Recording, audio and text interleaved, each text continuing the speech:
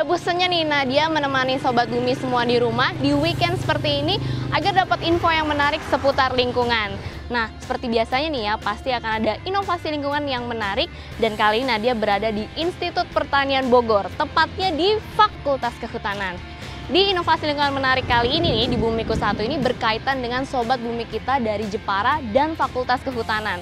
Seperti apa kelengkapan ceritanya? Langsung aja yuk kita simak episode Bumiku 1 kali ini.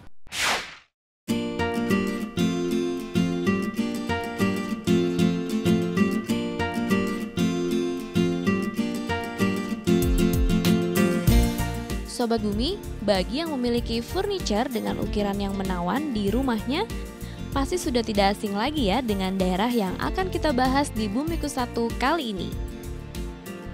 Jepara, satu kota di Jawa Tengah merupakan kota dengan julukan Kota Ukir. Kreativitas mengukir ini banyak mereka tuangkan pada industri mebel kayu. Sehingga daerah ini sangat terkenal dengan industri ukiran mebel kayunya. Melalui survei yang dilakukan oleh tim dari CIFOR atau Center for International Forestry Research menyatakan pada tahun 2010 di Kabupaten Jepara terdapat 11.981 perusahaan yang bergerak di bidang mebel. Dari seluruh industri mebel yang ada di Jepara, diperkirakan kayu yang dibutuhkan dalam satu tahunnya mencapai 863.147 meter kubik. Jenis kayu yang digunakan berasal dari banyak variasi Sobat Bumi, seperti jati, mahoni, sono keling, dan ada juga kayu-kayu alternatif seperti kayu nangka, mangga, dan kelapa. Sejauh ini, perkembangan industri mebel di Jepara memang masih terbatas pada pemanfaatan potongan kayu yang berukuran besar.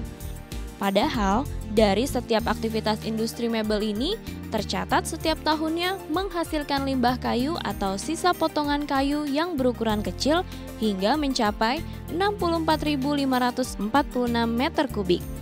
Sayangnya, di Jepara limbah kayu ini hanya dibuang dan dibakar begitu saja.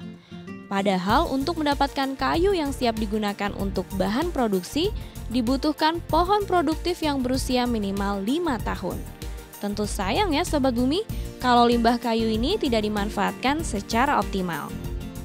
Dari sinilah muncul ide kreatif Sobat Bumi kita, anak muda asli warga Jepara yang mencoba mengolah limbah kayu menjadi produk olahan mebel. Olahan limbah kayu ini ia sebut dengan biokomposit.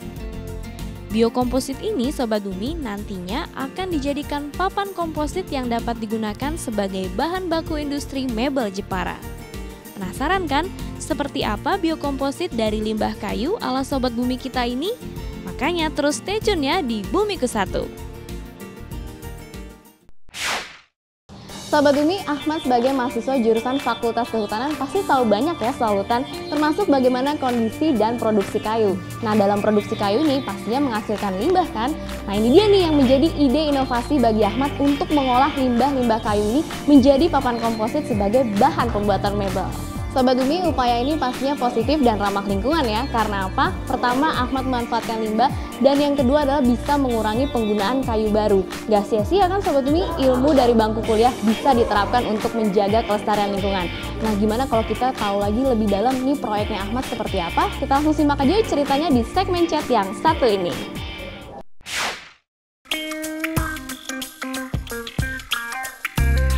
Halo Sobat Bumi, perkenalkan nama saya Ahmad Solihin. Saya dari Fakultas Kehutanan Institut Pertanian Bogor.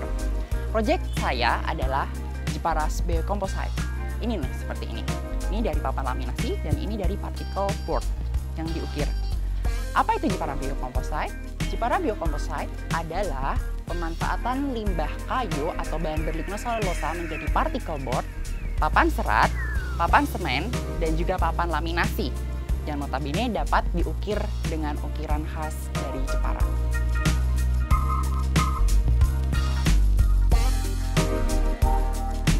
Latar belakang saya membuat proyek Jepara Biocomposite adalah saya aslinya adalah orang Jepara.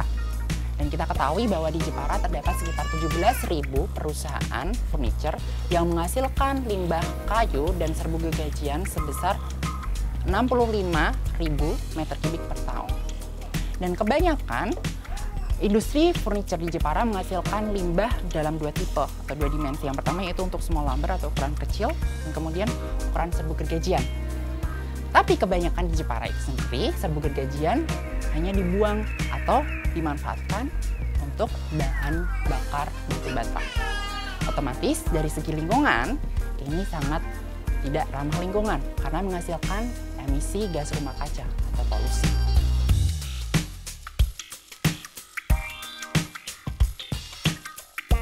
Biokomposit adalah suatu proses pencampuran antara bahan lignoselulosa atau bahan berlignoselulosa dicampur dengan perekat yang terutama perekat yang berasal dari resin, kemudian dikempa panas sehingga menghasilkan produk komposit.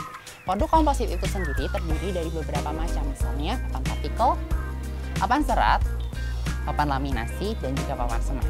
Kenapa saya lebih memilih menggunakan serbuk gergajian untuk menghasilkan produk biokomposit? Karena ada beberapa keunggulan. Yang pertama yaitu ketersediaan dari bahan baku serbuk gergajian itu sendiri sangat banyak dan melimpah, terutama di daerah Jepara itu sendiri. Terus yang kedua, ketika kita ingin mengempa dan menghasilkan produk biokomposit dari serbuk gergajian ini, kita akan menghasilkan produk biokomposit yang sangat kuat, memiliki kekuatan sifat mekanis dan juga sifat fisik yang bagus. Seperti ini. Terus kemudian, papan partikel yang dihasilkan dari produk biokomposit itu sendiri itu dapat diukir, dan tidak semuanya produk biokomposit itu dapat diukir. Terus yang keempat adalah harganya murah dan sangat aplikatif untuk masyarakat.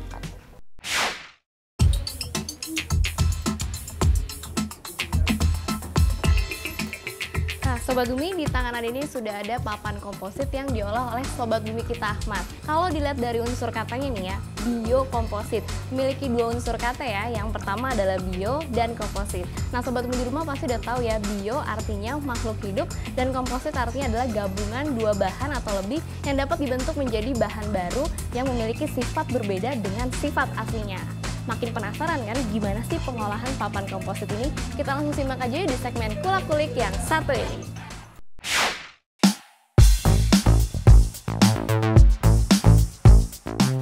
Hai Sobat Bumi, kali ini saya berada di Laboratorium Biokomposit Institut Pertanian Bogor. Tepatnya sekarang saya ada di Bogor dan kali ini kita akan membuat papan biokomposit. Bagaimana sih cara membuatnya? Mari ikuti saya. Ini adalah bahan dan alat yang kita gunakan untuk membuat papan partikel. Yang pertama adalah serbuk gergajian dengan ukuran yang sangat kecil. Kemudian kita menggunakan perekat yang namanya perekat UF atau urea formaldehid.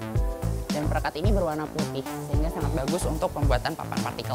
Setelah itu, ini adalah grinding yang digunakan untuk membuat serbuk gergajian yang notabene dia berukuran gede, kemudian kita giling hingga berukuran seperti ini. Atau mungkin kalau kita mau menggunakan lebih yang sudah ada berukuran kecil, kita dapat gunakan ukuran kecil. Kemudian ini adalah blender atau semacam pencampur, di mana alat ini digunakan untuk mencampur antara perekat dan juga partikel yang ukuran kecil. Setelah itu, yang di dalam adalah kempa panas dan kempa dingin yang digunakan untuk mengepres papan serbuk gergajian dan papan perekat yang telah kita bentuk, kemudian kita cetak dan akan membentuk papan partikel. Selanjutnya kita ambil serbuk gergajian yang telah kita timbang seberat 365 gram, kemudian kita masukkan ke dalam ember atau ember pengaduk seperti ini. Kemudian kita timbang perekat yang telah kita ambil seberat 71 gram. Setelah itu kita masukkan ember pengaduk ini ke dalam sini, peralatan pengaduk atau blender.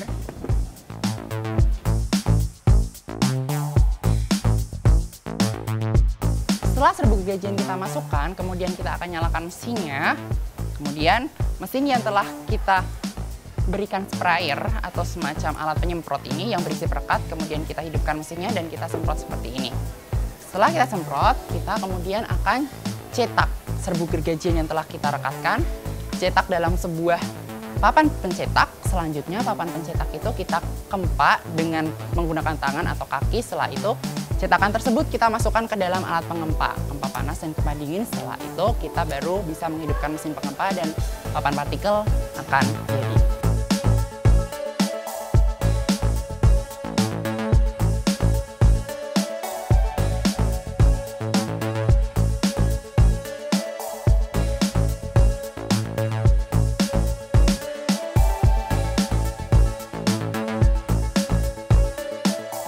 Setelah papan partikel yang telah kita campur perekat, kemudian kita cetak, kemudian kita masukkan ke dalam gempa panas ini. Di dalam gempa panas ini kita nanti akan men-setup dari tekanannya, kemudian dari suhunya. Setelah itu kita masukkan ke sini dan kemudian kita on-kan sehingga akan melakukan proses pengempaan, dan setelah itu secara otomatis nanti akan terdengar suara bunyi cetek gitu yang menandakan bahwa pengempaan itu sudah selesai, dan kemudian kita akan atur waktunya selama 10 menit untuk proses pengempaan dan pengondisian. Setelah gergajian kita campur dengan perekat, kemudian kita cetak menggunakan cetakan, setelah itu kita kempah dan nantinya akan dihasilkan papan partikel seperti ini.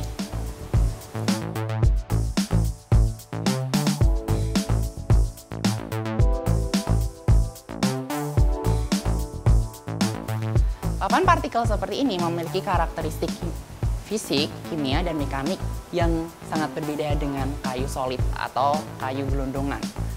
Untuk papan partikel seperti ini, menurut standar GAS atau standar dari Jepang, menyatakan bahwa memiliki kekuatan sekitar 13.000 kg per cm persegi. Sementara untuk kekuatan dari MOR atau kelenturannya sekitar 200 kg per cm persegi.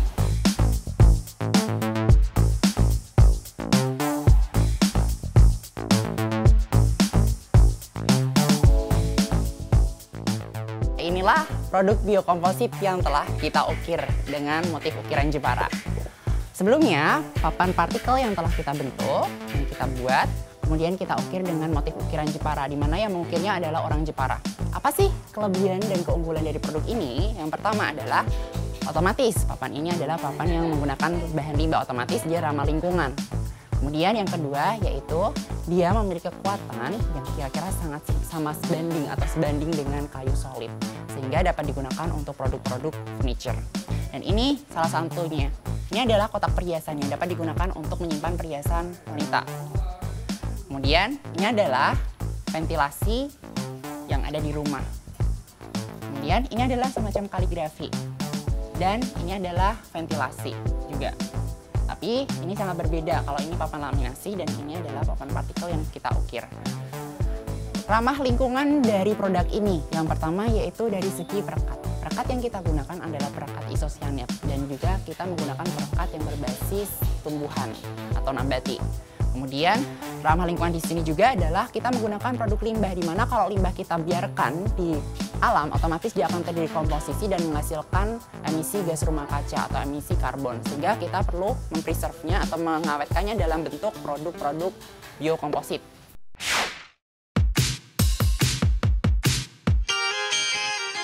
Sobat Bumi, walau kota Jepara sangat terkenal sebagai kota ukir, namun ternyata di daerah ini industri ukiran mebelnya justru mengalami penurunan setiap tahunnya. C4 mencatat jumlah perusahaan mebel mengalami penurunan sebanyak 20% dalam kurun waktu 5 tahun, yaitu antara tahun 2005 dan 2010.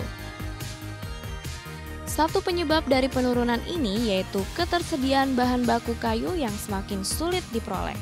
Di Jepara, banyak lahan yang terabaikan karena masyarakat enggan menanam pohon dengan waktu panen yang lama. Ahmad, sebagai mahasiswa dari jurusan Kehutanan IPB pun mencoba menghidupkan kembali lahan terabaikan ini dengan menggunakan sistem agroforestry. Sistem agroforestry ini merupakan teknik budidaya yang menggabungkan dua atau lebih jenis tanaman, baik dari tanaman pertanian dan juga tanaman dari kehutanan.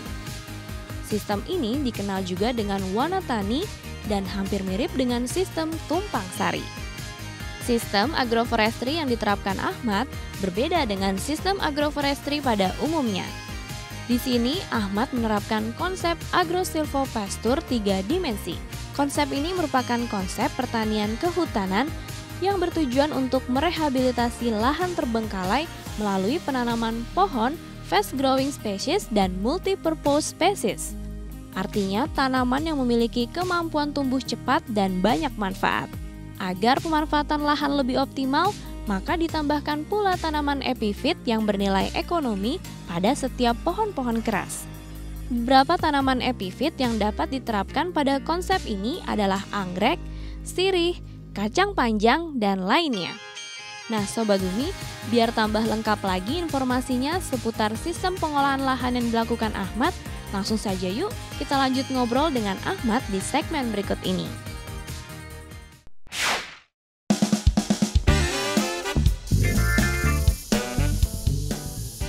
Selain proyek Jeparas Biocomposite, IGAF dan kami menginisiasi untuk melakukan eksekusi proyek yang namanya Agro-Silvopasture 3 dimensi.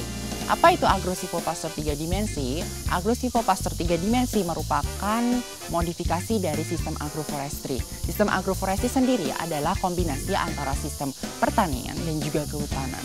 Jadi di sini tujuan dari sistem agroforestry adalah untuk memasok bahan baku kayu yang dihasilkan dari sistem agroforestry, dan kayu nanti akan dipasok ke perusahaan atau industri yang mengolah limbah atau Jepara Biocomposite tersebut. Jadi ada sebuah investasi. Kemudian tujuan dari agroforestry itu sendiri untuk merehabilitasi lahan, misalnya yang ada di Gunung Kidul, Yogyakarta, di mana di sini digunakan famili Leguminosae yang mampu mengikat nitrogen dan menyuburkan tanah, sehingga di sana kondisinya sekarang sudah seperti hutan. Selain itu, sistem agroforestry mampu meningkatkan pendapatan, terus meningkatkan aspek sosialnya dan kemudian ekologi yang ada di lahan-lahan yang terbengkalai tersebut.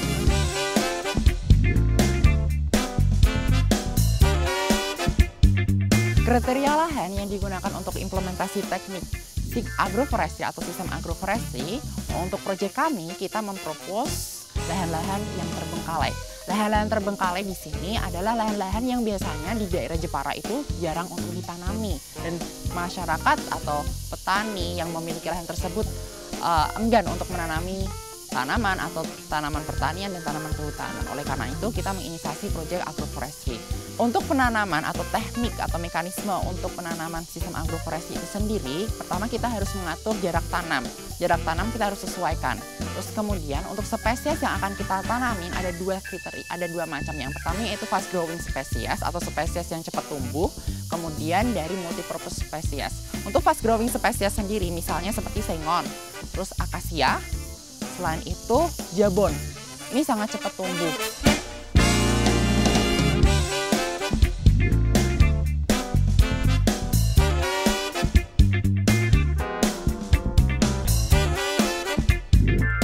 Dari proyek yang telah diinisiasi dan diaplikasikan ke masyarakat Jepara, yaitu proyek Jeparas Biocomposite dan juga proyek Agro-Silvopasture 3 dimensi, ada 3 manfaat yang telah didapatkan oleh masyarakat dan juga lingkungan.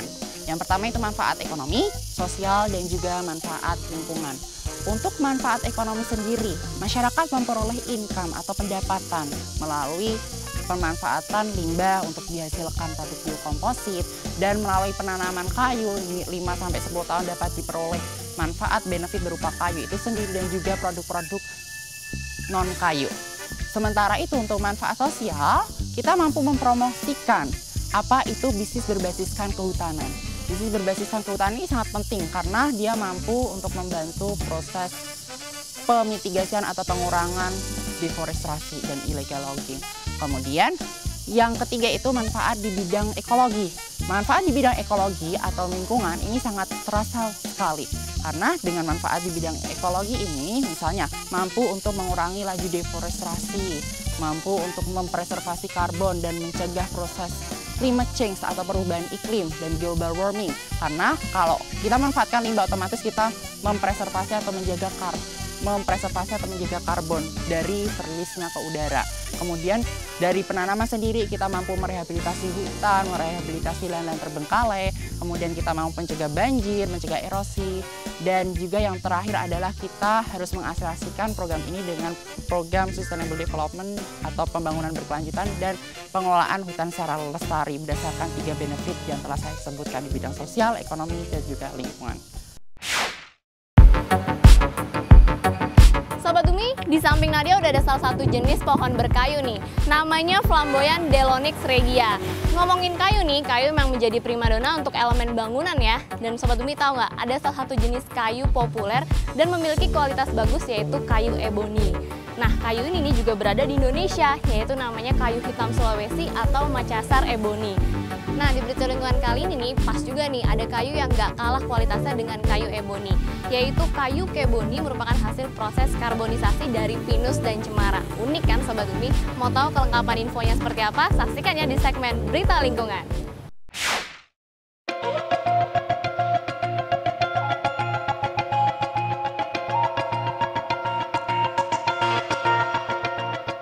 Kayu menjadi material yang banyak dicari untuk memenuhi kebutuhan manusia. Bukan hanya digunakan dalam industri mebel saja Sobat Bumi. Kayu juga banyak dicari untuk kebutuhan konstruksi bangunan.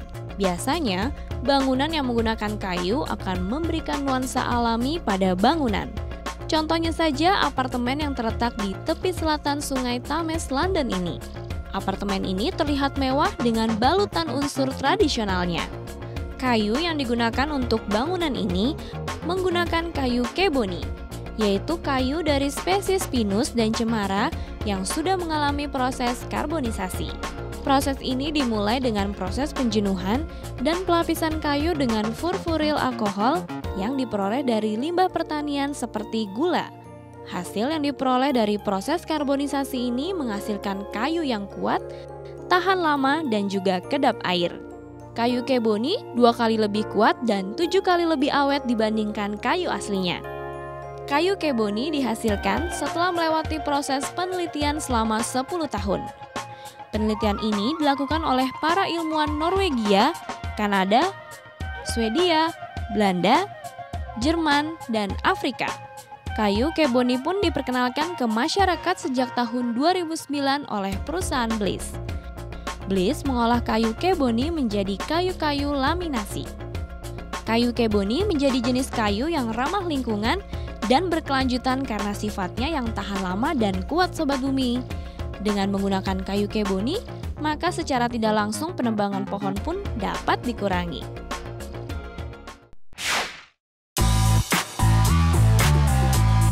Sobat Bumi, langkah yang kita ambil dengan cara mengoptimalkan lahan terbengkalai dengan sistem agroforestry bisa kita tiru loh.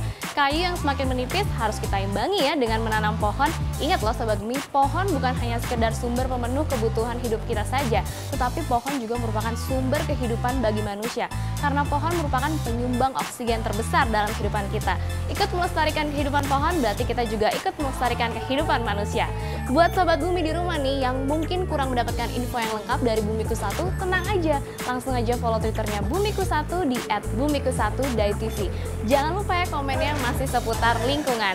Dan saksikan terus nih episode yang gak kalah seru dan gak kalah menariknya setiap minggu jam 5 sore. Pastinya hanya di Dai TV. Kalau gitu Nadia pamit dulu ya Sobat Bumi semua. Sampai ketemu minggu depan. Bumiku 1, lestarikan selalu. Dadah!